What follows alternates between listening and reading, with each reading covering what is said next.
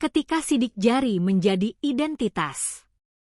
Hari ini, membuka smartphone hanya membutuhkan satu sentuhan jari. Kita meletakkan jari di sensor. Dalam waktu yang sangat singkat, perangkat mengenali pola sidik jari dan memberikan akses. Rasanya sederhana. Bahkan kita mungkin tidak lagi memikirkan betapa luar biasanya teknologi tersebut. Tetapi sebelum sidik jari bisa digunakan untuk membuka smartphone, manusia membutuhkan perjalanan yang sangat panjang untuk memahami satu hal. Bahwa pola garis pada ujung jari setiap manusia ternyata memiliki karakteristik yang sangat unik. Jauh sebelum ada sensor digital, kamera kecil, atau smartphone, manusia sudah menggunakan sidik jari dalam berbagai bentuk. Bukti penggunaan pola sidik jari bahkan dapat ditemukan pada peradaban kuno. Pada beberapa benda dan dokumen lama, terdapat jejak sidik jari yang kemungkinan digunakan sebagai tanda identitas atau pengesahan. Namun pada masa itu, manusia belum memahami ilmu biometrik seperti sekarang. Sidik jari belum dianggap sebagai sistem identifikasi ilmiah. Perubahan mulai terjadi ketika para ilmuwan dan pejabat pemerintahan mulai mempelajari pola garis pada jari manusia secara lebih serius. Pada abad ke-19, perhatian terhadap sidik jari semakin besar. Salah satu tokoh yang sangat penting adalah William James Herschel. Saat bekerja di India pada abad ke-19, Herschel menggunakan sidik jari dalam berbagai dokumen dan transaksi. Ia menyadari bahwa pola sidik jari seseorang cenderung tetap dan dapat digunakan untuk membedakan satu orang dengan orang lainnya. Ini merupakan pengamatan yang sangat penting. Jika sidik jari tidak berubah secara signifikan sepanjang hidup seseorang, maka sidik jari berpotensi menjadi identitas biologis. Namun saat itu, teknologi untuk membaca dan menyimpan sidik jari secara otomatis belum ada.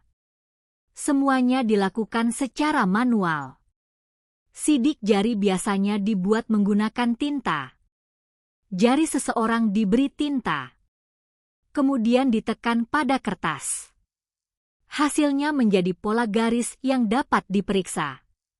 Cara ini kemudian berkembang dan digunakan dalam berbagai sistem identifikasi. Pada akhir abad ke-19, seorang ilmuwan bernama Francis Galton melakukan penelitian lebih lanjut terhadap sidik jari. Galton mempelajari pola sidik jari secara sistematis. Ia mengelompokkan pola tersebut ke dalam kategori tertentu dan membantu membangun dasar ilmiah bagi sistem identifikasi sidik jari modern. Beberapa pola dasar yang sering dikenal adalah arch, loop, dan whorl. Pola tersebut dapat berbeda antara satu orang dan orang lainnya. Yang membuat sidik jari semakin menarik adalah detail-detail kecil di dalam pola tersebut. Garis dapat bercabang, berakhir, bertemu, atau membentuk pola tertentu. Detail kecil tersebut kemudian dapat digunakan untuk membandingkan dua sidik jari. Teknologi modern menyebut berbagai titik karakteristik ini sebagai minutiae. Pada masa awal, petugas harus membandingkan sidik jari secara manual. Bayangkan sebuah ruangan penuh dengan kartu sidik jari. Jika seseorang meninggalkan sidik jari di tempat kejadian, petugas harus mencari kemungkinan kecocokan dari ribuan bahkan jutaan catatan. Prosesnya sangat lambat. Namun teknologi terus berkembang. Ketika komputer mulai digunakan secara luas pada abad ke-20, muncul sebuah pertanyaan baru. Bisakah komputer melakukan pekerjaan tersebut? Bisakah komputer membaca pola sidik jari? Bisakah komputer membandingkan satu sidik jari dengan jutaan catatan? Jawabannya ternyata bisa. Tetapi membutuhkan teknologi yang sangat kompleks. Komputer harus mengubah gambar sidik jari menjadi data. Kemudian sistem harus mencari pola tertentu. Sistem harus menemukan titik-titik penting. Setelah itu, data tersebut dibandingkan dengan data basa. Proses ini menjadi dasar dari Automated Fingerprint Identification System atau AFIS. Sistem seperti ini mulai dikembangkan dan digunakan secara bertahap pada paruh kedua abad ke-20. AFIS membawa perubahan besar dalam dunia identifikasi. Petugas tidak lagi harus memeriksa seluruh kartu sidik jari secara manual. Komputer dapat membantu mencari kandidat yang memiliki kemiripan. Kecepatan identifikasi meningkat secara drastis. Namun masih ada satu masalah. Semua sistem tersebut membutuhkan alat khusus. Sidik jari biasanya masih harus diambil menggunakan tinta atau perangkat pemindai yang besar. Belum ada sensor kecil yang dapat ditempatkan di dalam ponsel. Untuk mencapai tahap tersebut, teknologi sensor harus berkembang lebih jauh. Para insinyur mulai mencari cara untuk mengubah sidik jari menjadi data digital secara langsung. Dan dari sinilah sejarah sensor sidik jari modern dimulai. Berbagai teknologi mulai dikembangkan. Ada sensor optik. Ada sensor kapasitif. Kemudian muncul teknologi ultrasonik. Masing-masing memiliki cara berbeda dalam membaca pola jari. Tujuannya tetap sama. Mengubah sesuatu yang sebelumnya hanya bisa dilihat oleh mata manusia menjadi data digital yang dapat diproses komputer. Perjalanan tersebut akhirnya membawa sensor sidik jari keluar dari laboratorium dan masuk ke perangkat elektronik. Dan ketika teknologi komputer semakin kecil, sensor tersebut mulai menemukan tempat baru. Bukan lagi hanya di kantor polisi. Bukan hanya di laboratorium.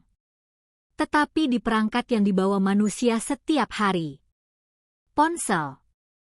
Namun sebelum sensor sidik jari bisa menjadi fitur smartphone modern, teknologi tersebut harus melewati beberapa tahap penting. Dan salah satu tahap paling menarik terjadi ketika komputer mulai menggunakan biometrik untuk keamanan. Sidik jari perlahan berubah. Dari sekadar tanda di atas kertas menjadi identitas digital manusia. Dari tinta ke sensor digital. Ketika komputer mulai berkembang, kebutuhan terhadap keamanan juga meningkat. Password memang dapat digunakan untuk melindungi sistem. Tetapi password memiliki kelemahan. Password bisa dilupakan. Bisa ditebak. Bisa dicuri. Bahkan bisa diberikan kepada orang lain. Sidik jari menawarkan sesuatu yang berbeda. Sidik jari merupakan bagian dari tubuh seseorang. Karena itu, para ilmuwan mulai melihat biometrik sebagai salah satu metode keamanan masa depan. Salah satu teknologi awal yang digunakan untuk membaca sidik jari secara digital adalah sensor optik. Prinsipnya cukup mudah untuk dipahami. Sensor menggunakan cahaya untuk menangkap gambar pola sidik jari. Jari ditempatkan di atas permukaan sensor. Cahaya kemudian digunakan untuk menghasilkan gambar. Sistem komputer membaca gambar tersebut dan menganalisis pola garis. Teknologi optik cukup efektif. Namun ukuran sensor masih menjadi masalah. Perangkat membutuhkan komponen optik. Kualitas gambar juga harus cukup baik. Dan sensor harus mampu bekerja dalam berbagai kondisi. Kemudian berkembang teknologi kapasitif. Teknologi ini menggunakan prinsip yang berbeda. Alih-alih hanya mengambil gambar, sensor kapasitif membaca perbedaan karakteristik listrik pada permukaan jari. Pola garis dan lembah pada sidik jari menghasilkan perbedaan tertentu. Sensor kemudian mengubah informasi tersebut menjadi data digital. Keuntungan teknologi kapasitif adalah sensor dapat dibuat lebih kecil. Dan inilah yang sangat penting. Karena semakin kecil sensor, semakin mudah teknologi tersebut dimasukkan ke dalam perangkat elektronik. Sensor sidik jari mulai digunakan dalam berbagai sistem keamanan. Akses gedung. Komputer. sistem kehadiran, perangkat keamanan, dan berbagai aplikasi lainnya. Namun bagi masyarakat umum, teknologi ini masih terasa seperti sesuatu yang khusus. Tidak semua orang membutuhkan sensor sidik jari. Sampai akhirnya perangkat elektronik menjadi semakin personal. Komputer laptop mulai memiliki fitur keamanan biometrik. Pengguna dapat menggunakan sidik jari untuk masuk ke sistem. Prosesnya lebih cepat daripada mengetik password. Kemudian sensor sidik jari mulai mendapatkan perhatian dari industri ponsel. Pada awalnya, sensor yang digunakan masih belum sempurna. Ada sensor yang membutuhkan gerakan menggeser jari. Ada yang ukurannya relatif besar. Ada yang tidak terlalu cepat. Tetapi perlahan teknologi tersebut berkembang. Sensor dapat membaca sidik jari hanya dengan satu sentuhan. Dan perkembangan ini membuat biometrik semakin cocok untuk smartphone. Pada tahun 2013, Apple memperkenalkan Touch ID pada iPhone 5s. Ini menjadi salah satu momen penting dalam sejarah sensor sidik jari untuk smartphone. Untuk menggunakan Touch ID, pengguna cukup meletakkan jari pada sensor. Sistem kemudian membaca sidik jari dan mencocokkannya dengan data yang tersimpan secara aman di perangkat. Pengalaman tersebut terasa sangat sederhana. Tidak perlu mengetik password setiap kali ingin membuka ponsel. Cukup sentuh. Keberhasilan Touch ID membuat teknologi sensor sidik jari semakin populer. Produsen smartphone lain mulai mengembangkan teknologi serupa. Sensor kemudian ditempatkan di berbagai lokasi. Di tombol home, di bagian belakang perangkat, di sisi perangkat, dan akhirnya di bawah layar. Ini merupakan perubahan besar. Sensor tidak lagi harus terlihat sebagai komponen terpisah. Ia mulai menyatu dengan desain smartphone. Namun ada satu hal yang sangat penting dalam perkembangan biometrik. Data sidik jari bukanlah sesuatu yang seharusnya diperlakukan seperti password biasa. Password dapat diganti. Jika password bocor, kita bisa membuat password baru. Tetapi sidik jari kita tidak bisa diganti begitu saja. Karena itu, sistem modern biasanya tidak menyimpan gambar sidik jari secara sederhana. Data biometrik diproses menjadi representasi tertentu dan disimpan dengan mekanisme keamanan. Tujuannya agar data tersebut tidak mudah digunakan kembali oleh pihak yang tidak berwenang. Ini menunjukkan bahwa teknologi biometrik bukan hanya soal sensor. Keamanan data juga sama pentingnya. Semakin banyak orang menggunakan sidik jari untuk membuka perangkat, semakin penting pula perlindungan terhadap data biometrik. Dan setelah sensor sidik jari berhasil menjadi bagian dari smartphone, para insinyur kembali menghadapi tantangan baru.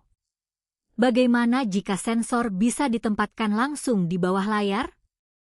Bagaimana jika pengguna tidak perlu lagi mencari tombol khusus? Cukup menyentuh bagian tertentu dari layar. Pertanyaan inilah yang kemudian melahirkan generasi baru sensor sidik jari. Sensor di bawah layar. Sidik jari masuk ke dalam layar. Ketika smartphone mulai memiliki layar yang semakin besar, desain perangkat juga berubah. Tombol fisik semakin sedikit. Bezel semakin tipis. Dan layar mulai memenuhi hampir seluruh bagian depan perangkat. Perubahan ini menciptakan sebuah masalah baru. Jika sensor sidik jari berada di tombol fisik, bagaimana jika tombol tersebut dihilangkan? Para insinyur kemudian mencari solusi. Sensor sidik jari harus bisa ditempatkan di bawah layar. Gagasan tersebut terdengar sederhana, tetapi secara teknis sangat sulit. Layar smartphone memiliki berbagai lapisan. Ada lapisan pelindung. Ada panel layar. Ada komponen sensor sentuh. dan berbagai bagian elektronik lainnya. Sensor sidik jari harus tetap mampu membaca pola jari meskipun berada di balik layar. Salah satu pendekatan yang dikembangkan adalah sensor optik di bawah layar. Sensor tersebut menggunakan cahaya untuk membaca pola sidik jari. Ketika jari ditempatkan di area tertentu pada layar, sistem menggunakan sensor di bawah panel untuk menangkap karakteristik sidik jari. Teknologi ini memungkinkan smartphone memiliki desain tanpa tombol sidik jari yang terlihat. Kemudian berkembang teknologi lain. Ultrasonik. Sensor ultrasonik menggunakan gelombang suara frekuensi tinggi untuk membaca permukaan jari. Gelombang tersebut dipancarkan menuju jari. Kemudian sensor membaca pantulan gelombang. Dari informasi tersebut, sistem dapat membangun gambaran mengenai pola sidik jari. Teknologi ultrasonik memiliki keunggulan tertentu. Sensor dapat membaca karakteristik jari dengan pendekatan yang berbeda dari sensor optik.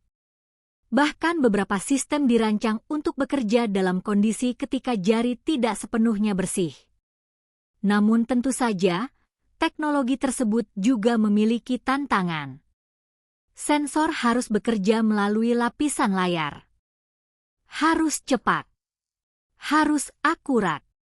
Dan harus tetap aman. Perkembangan ini menunjukkan betapa jauh teknologi sensor sidik jari telah berubah. Dulu kita menggunakan tinta. Kemudian gambar optik. Lalu sensor elektronik. Dan sekarang sensor dapat bekerja di balik layar smartphone. Tetapi sensor sidik jari bukan hanya digunakan untuk membuka ponsel. Fungsinya semakin luas. Sidik jari dapat digunakan untuk mengonfirmasi identitas, mengotorisasi pembayaran, mengakses aplikasi tertentu, mengamankan dokumen, dan memberikan lapisan keamanan tambahan. Namun di balik kenyamanan tersebut terdapat pertanyaan penting. Seberapa aman biometrik? Tidak ada sistem keamanan yang sempurna. Sensor sidik jari dapat memiliki kemungkinan kesalahan. Sistem harus menentukan apakah jari yang digunakan benar-benar cocok dengan data yang telah terdaftar. Ada dua jenis kesalahan yang harus diperhatikan. Sistem bisa menolak pengguna yang sebenarnya benar. Atau sistem bisa menerima pengguna yang sebenarnya bukan pemilik. Karena itu, teknologi biometrik menggunakan berbagai algoritma untuk mencari keseimbangan antara keamanan dan kenyamanan. Semakin ketat sistem dibuat, semakin kecil kemungkinan orang yang salah diterima. Tetapi pengguna yang benar juga bisa lebih sering ditolak. Sebaliknya, jika sistem dibuat terlalu longgar, pengalaman pengguna menjadi lebih mudah tetapi tingkat keamanan dapat berkurang. Inilah salah satu tantangan utama biometrik. Keamanan harus berjalan bersama kenyamanan. Perkembangan kecerdasan buatan juga mulai memberikan pengaruh. Algoritma modern dapat membantu sistem mengenali pola dengan lebih baik. Data dari sensor dapat diproses secara cepat. Sistem dapat membandingkan karakteristik sidik jari dengan data yang tersimpan. Dan semuanya terjadi dalam hitungan detik atau bahkan kurang. Namun masa depan biometrik mungkin tidak hanya bergantung pada sidik jari. Teknologi mulai menggabungkan berbagai bentuk identifikasi. Wajah, suara, mata, telapak tangan, dan berbagai karakteristik tubuh lainnya. Masing-masing memiliki kelebihan dan kekurangan. Sidik jari tetap menjadi salah satu metode biometrik yang paling dikenal. Tetapi teknologi terus berkembang. Mungkin suatu hari nanti kita bahkan tidak perlu secara sadar melakukan proses autentikasi. Perangkat akan mengenali kita secara otomatis berdasarkan berbagai karakteristik. Namun sebelum sampai ke sana, masih ada satu hal yang harus selalu diperhatikan. Privasi. Karena semakin banyak teknologi yang mengenali tubuh manusia, semakin penting pertanyaan tentang siapa yang memiliki data tersebut. Siapa yang menyimpannya? Bagaimana data digunakan? Dan bagaimana data tersebut dilindungi? Itulah tantangan besar berikutnya dalam sejarah sensor sidik jari. Teknologi mungkin semakin canggih, tetapi keamanan dan privasi harus tetap menjadi bagian penting dari perkembangannya. Masa depan biometrik dan penutup. Perjalanan sensor sidik jari merupakan salah satu contoh menarik bagaimana teknologi mengubah sesuatu yang sangat sederhana menjadi sistem keamanan yang sangat canggih. Awalnya, sidik jari hanya meninggalkan pola di permukaan.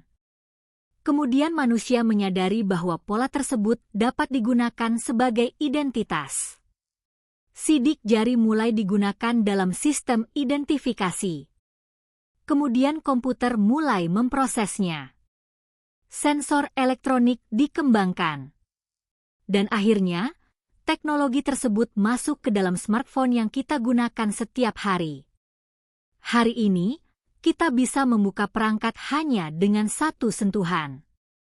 Prosesnya terasa biasa. Tetapi di balik satu sentuhan tersebut terdapat sejarah panjang. Ada penelitian tentang pola sidik jari. Ada perkembangan fotografi. Ada komputer. Ada sensor. Ada kriptografi dan keamanan data. Ada algoritma pengenalan pola. Dan ada perkembangan teknologi smartphone. Semua berkembang secara bertahap. Namun masa depan sensor sidik jari mungkin akan menjadi semakin menarik. Sensor dapat dibuat semakin kecil, semakin cepat, semakin akurat, dan semakin tersembunyi. Bahkan mungkin pengguna tidak akan menyadari di mana sensor berada. Teknologi dapat menyatu dengan layar, permukaan perangkat, mobil, pintu, mesin pembayaran, dan berbagai perangkat lainnya. Tetapi masa depan biometrik kemungkinan tidak hanya tentang sidik jari. Perangkat masa depan mungkin menggunakan beberapa jenis biometrik sekaligus. Misalnya wajah digunakan untuk mengenali pengguna. Sidik jari digunakan untuk konfirmasi. Suara digunakan sebagai lapisan tambahan. Dan sistem dapat menggabungkan semuanya untuk menentukan apakah seseorang benar-benar pemilik perangkat. Kecerdasan buatan juga kemungkinan akan membuat proses tersebut semakin canggih. Sistem dapat mempelajari karakteristik tertentu dan meningkatkan kemampuan mengenali pengguna. Namun semakin canggih sistem biometrik, semakin penting pula masalah privasi. Sidik jari bukan sekadar data biasa. Itu adalah bagian dari identitas biologis manusia. Jika sebuah password bocor, kita bisa menggantinya. Tetapi jika data biometrik disalahgunakan, masalahnya jauh lebih kompleks. Karena itu, masa depan biometrik tidak hanya bergantung pada seberapa cepat sensor membaca jari, tetapi juga seberapa baik teknologi melindungi data pengguna. Keamanan harus menjadi bagian dari desain sejak awal. Dan pengguna juga harus memahami bahwa biometrik bukan pengganti semua bentuk keamanan. Dalam banyak situasi, password atau kode tetap diperlukan sebagai cadangan. Teknologi terbaik adalah teknologi yang mampu memberikan keseimbangan. Cepat digunakan, mudah dipahami, tetapi tetap menjaga keamanan dan privasi. Jika kita melihat perjalanan sensor sidik jari dari awal, ada satu hal yang sangat menarik. Teknologi ini tidak lahir dalam satu malam. Ia berkembang selama lebih dari 1 abad. Dari tinta di atas kertas, menjadi gambar digital, kemudian menjadi sensor elektronik, lalu masuk ke tombol smartphone, dan akhirnya tersembunyi di balik layar. Perjalanan tersebut menunjukkan bagaimana teknologi seringkali berkembang secara perlahan. Satu penemuan membuka jalan bagi penemuan berikutnya. Dan sesuatu yang awalnya terlihat sederhana dapat berubah menjadi teknologi yang digunakan oleh miliaran orang. Hari ini, ketika kita menempelkan jari ke smartphone dan perangkat langsung terbuka, kita sebenarnya sedang menggunakan hasil dari perjalanan teknologi yang sangat panjang. Sebuah pola garis kecil di ujung jari telah berubah menjadi salah satu kunci digital paling populer di dunia. Dan mungkin perjalanan itu belum selesai. Suatu hari nanti, sensor biometrik bisa menjadi semakin kecil dan semakin pintar. Mungkin perangkat akan mampu mengenali kita dengan kombinasi berbagai karakteristik. Mungkin autentikasi akan terjadi tanpa kita sadari. Dan mungkin keamanan digital akan menjadi semakin terintegrasi dengan tubuh manusia. Namun satu hal tetap penting. Semakin teknologi mampu mengenali kita, semakin besar pula tanggung jawab untuk menjaga data kita. Karena teknologi yang mengenali manusia harus digunakan dengan aman. Itulah perjalanan sejarah sensor sidik jari. Dari tinta sederhana menjadi teknologi digital, dan akhirnya menjadi bagian dari kehidupan sehari-hari. Kalau kamu suka cerita sejarah teknologi seperti ini, jangan lupa subscribe channel ini agar tidak ketinggalan pembahasan teknologi lainnya. Klik like kalau kamu menikmati perjalanan sejarah sensor sidik jari dari masa awal hingga teknologi smartphone modern. Dan jangan lupa share video ini kepada teman atau keluarga yang menurut kamu akan tertarik dengan sejarah teknologi. Karena teknologi yang kita gunakan setiap hari seringkali memiliki cerita panjang yang tidak pernah kita lihat. Dan mungkin, ketika kita membuka smartphone dengan satu sentuhan jari, kita sebenarnya sedang menggunakan lebih dari sekadar sensor. Kita sedang menggunakan hasil dari perjalanan panjang manusia dalam mencari cara untuk mengenali, melindungi, dan mengamankan identitas di dunia digital.